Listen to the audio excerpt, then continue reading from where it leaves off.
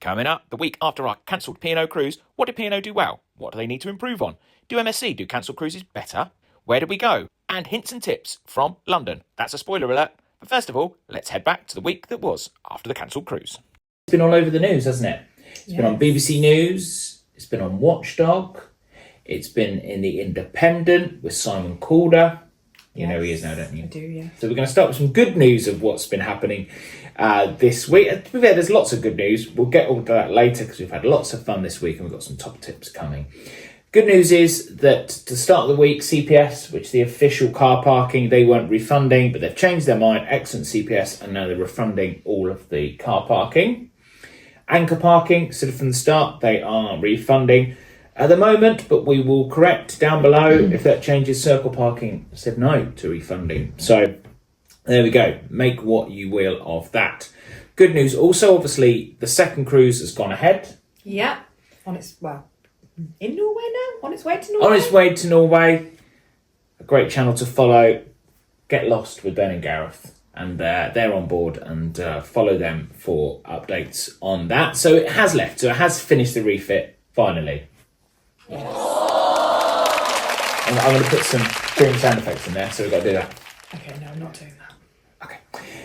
Those are good news. Also, they offered a 20% future cruise credit, and after some great campaigning by people on the group for this cruise, they've said that they can give that actually in monies now, because lots of people don't want to book again with P&O. Understandably. But I think also something to note here is it's pretty poor customer service that it's taken a massive campaign, this being on the news, being in the papers, for them to actually hear the customers and to put that forward. Bit hear the customers. Well, yeah, I think the only reason is because it's got such bad publicity due to that.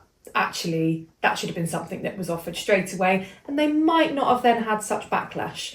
And also a good point that we were saying, if someone from P&O had come on originally, rather than just the generic email, and said, this is what's happened, yes, it's gone in for a 2-week refit, there probably wasn't anything majorly wrong with it. It's just that that wasn't quite enough time for it to be in for a refit, needed a few more days.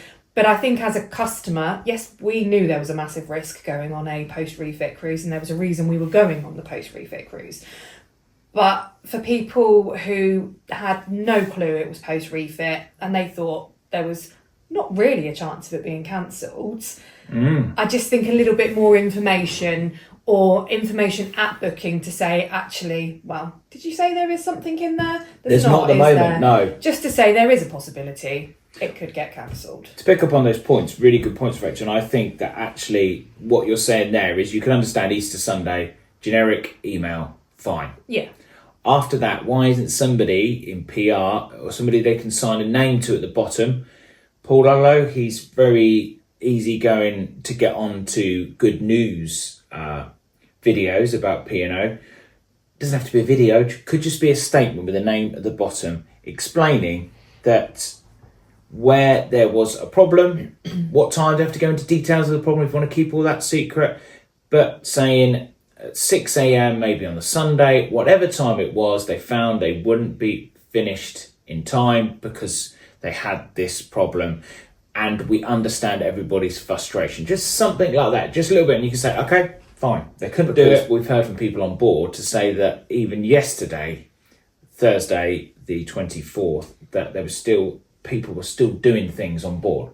So you end up thinking, because there's no other information, actually they didn't give them enough time in the first place. Yeah, definitely. And picking up on your advertisement for future cruises, what I was thinking in the brochure could have a little bit or information on the website saying this is a cruise after a refit. You know, I don't know whether they'd ever do this, probably not. What you could do, you could say, okay, this is a post-refit cruise, should go ahead. If it doesn't go ahead, cruise is slightly cheaper. And this is what you will get offered if it doesn't go ahead. Yeah, or so saying you can't go future credit. You know that you'll just get a refund. Yeah, and I think that's another thing to say, like you said, the campaigning that was done to get the future cruise credit back as cash into your bank, that wouldn't have happened unless someone had massively campaigned and been like, actually, no, I want that money back because I'm not going to book another cruise through P&O. However, Tom did spend, I kid you not, 1 hour and 30 minutes on hold yesterday trying to get through to somebody at P&O. The guy on the phone was brilliant, really good customer service. Straight away, there was no questions. Yes, we will refund it back into your bank account. So it was a 2-minute conversation after waiting online for 1 hour and 45 minutes. Now, I know we are both sitting here moaning a little bit, and does this mean we would not book with P&O again? No, it doesn't mean we wouldn't book with P&O again. P&O are fantastic value for money. We do like the cruise line. But this is just, it is a negative side to it, but yeah, and also don't come back like they have been on Facebook pages and on our videos as well, saying you should know. Yes, we did know. We did. Because a bit of you wouldn't have known though. No, if you were going with your friends, you wouldn't have. I know. Lots of people don't know because there's no information about it's after a refit.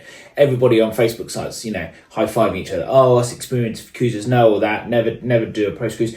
They advertised it as a normal cruise. All the stories we've heard this week, 82-year-old lady, wasn't it? Yeah. That was going out to see a grave out in Bruges, first time on a cruise. People that were getting carers, getting respite for their children, etc., etc. All of those thought it was a normal cruise.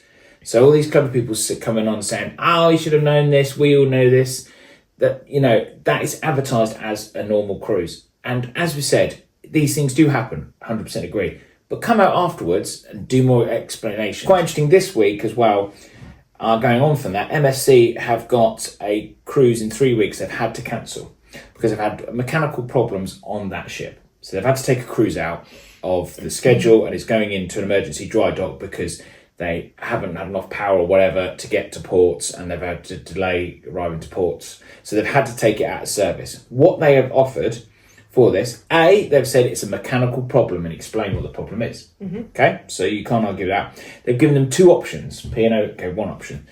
Two options, move to a cruise, move your money that you've paid to a new cruise. They swap you over. And you'll get £100 per person on board credit plus 50% future cruise credit. pretty damn good. Very good. Or a full refund plus 50% future cruise credit.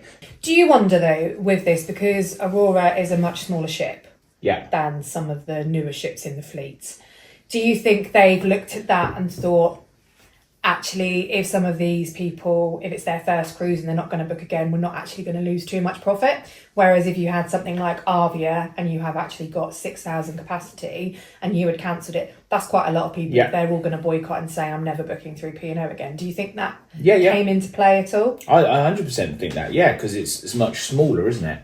It's only 1,900. And it's adult only. That's the other thing as well. I think if it was a family ship, because you can make so much more money out of kids. We all know that when you go on a ship.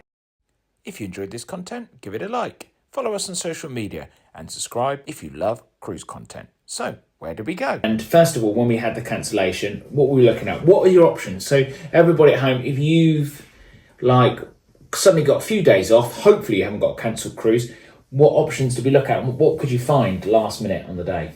There are so many options. We could have literally got a flight out that evening and gone to Gran Canaria. Gran Canaria is about £300 per person for Gran Canaria. Yeah, pretty That cheap. was 3 nights. You could, all inclusive you could get as well. Anything between £300 and £500 per person for 3 nights. I did look at Centre Parks to go on the Monday. That was still £950 going the next day. So we discounted that one. Yeah, completely. Wow, so you could get caravans, obviously 150, 200 for 4 nights. They were still available because obviously it's out of the holidays. It was starting on bank holiday. There was lodges as well. Yeah, there was lots and lots of options. But we came down to London in the end, didn't we?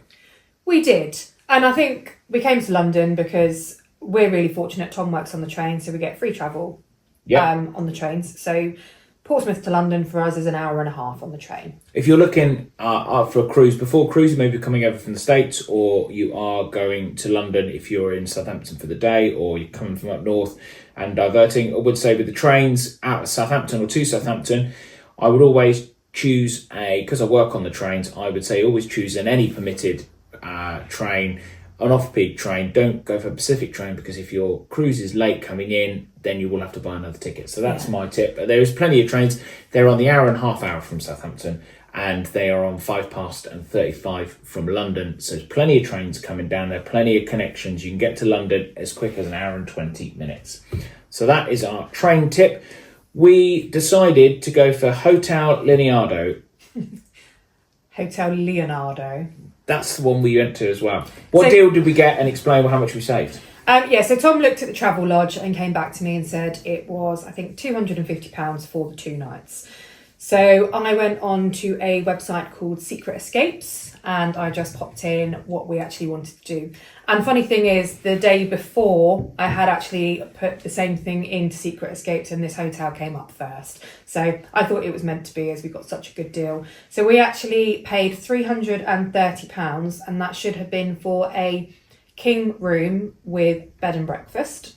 Yeah. So we thought, actually, that's pretty good. It was in Tower Hill. We were literally right by the Tower of London, like literally a 2-minute walk. See these views now. What 2 a minutes stunning across. room it is. So it was a stunning room. Don't get me wrong. You would not get that if you were paying £330 though. No. So I did ring them straight away because actually I didn't have an email come through. So I panicked and thought, oh God, I've just paid £330 and I don't know if we've actually booked the room. So I contacted them. They said, yeah, your room is here, we've got all your booking. And I said, do you have a room with a view? They said, oh, we don't normally do that because it was done through a third-party website. We couldn't do it. So she said to me, is it a special occasion? I did give a little bit of a sob story. I said, well, actually, our cruise has just been cancelled. It is my birthday. And that's not a lie, though. It was her birthday. It was actually my birthday on the 24th. So that wasn't a lie. Birthday below, yeah. And so she said, okay, we'll make sure you've got a room with a view. And what a view it was. You'll see it now. Stunning view, wasn't it? It was. I think that made up for absolutely everything, just having that view. And with the birthday, they added a bottle of wine, a mini bottle of wine, but that was brilliant. A chocolate cake and a card. Really, really good service in there. It's got the table, it's got the sofa, it's got the chair, 2 views. 2 views, yeah. 2 amazing views. Lots of, if you're staying there a few nights, it's got loads of cupboard space. It's got a mini bar, but there were extra in the mini bar, but the waters were included. Yeah. Bed, what do you think of the bed? Bed was really, really comfortable.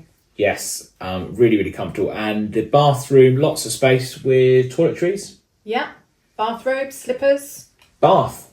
Bath Shower. and shower. Shower. What did he get? I couldn't understand them. Yeah, they were quite difficult to understand to work. Tom did scold himself. Yes, and the actual hotel really, really nice. And we were up on level 11, so I think really probably from 7 downwards you wouldn't have got a view at all. To be fair, you'd have got but the hotel, the breakfast was included, and that was really good. Yeah, breakfast was really good. You got everything really from breads.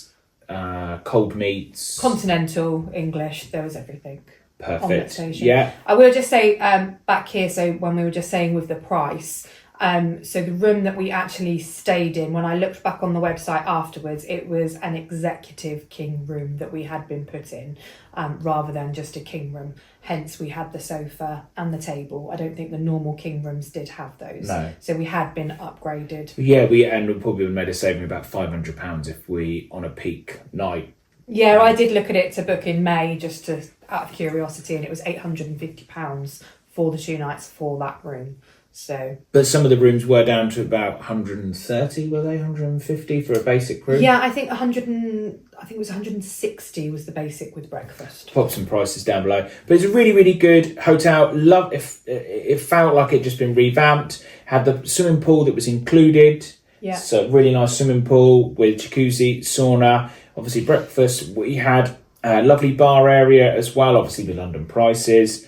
But yeah, really good hotel. We would highly recommend it. And staff were really, really friendly as well. Yeah, really lovely. But opposite that, in Tower Hill, you do have the Premier Inn was immediately opposite. And obviously, throughout the year, you can get some really good valued rooms. Especially if you're in London, you're doing lots. A Premier Inn is perfect, isn't it? Yeah.